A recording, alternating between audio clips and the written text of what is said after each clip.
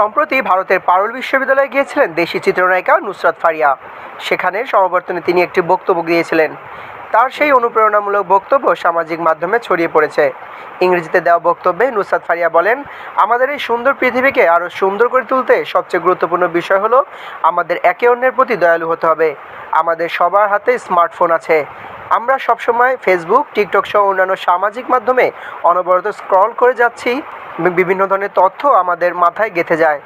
তিনি বলেন, আমাদের চারপাশে প্রতিনিয়ত নানা রকম ঘটনা ঘটছে। আমাদের ব্রেন সবসময় নানা রকম তথ্যে ভরে যাচ্ছে।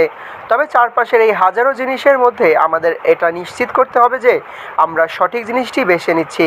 সাথে সাথে এটাও মনে রাখতে হবে, যেটা আমাদের নিজের এবং অন্যের জন্য ক্ষতিকর সেটা আমরা পরিহার করছি। কারণ জীবনে একটি বিষয় সবচেয়ে গুরুত্বপূর্ণ, আর তা হলো জীবনের সঠিক পথ বেছে নেওয়া, সঠিকভাবে নিজেকে পরিচালনা করা। দেশে আলোচিত এই অভিনেত্রী বলেন, আজ আমার জীবনে একটি গুরুত্বপূর্ণ মুহূর্ত। আলহামদুলিল্লাহ, আমি আপনাদের সামনে কথা বলতে পারছি। আর আপনারাও অনেক সৌভাগ্যবান, কারণ আপনারা এমন একটি বিশ্ববিদ্যালয়ে পড়াশোনা করার সুযোগ পেয়েছেন। এই বিশ্ববিদ্যালয় আপনাদের জীবনকে গড়ার জন্য সব ধরনের সুযোগ সুবিধা দিয়ে যাচ্ছে। আপনাদের জীবনকে সঠিকভাবে গড়ে তোলার জন্য সুন্দর পরিবেশ তৈরি করে দিয়েছে।